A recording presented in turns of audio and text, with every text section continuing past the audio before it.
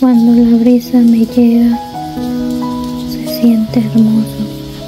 Es como si Dios acariciara mi alma sin decir una palabra. Todo se detiene.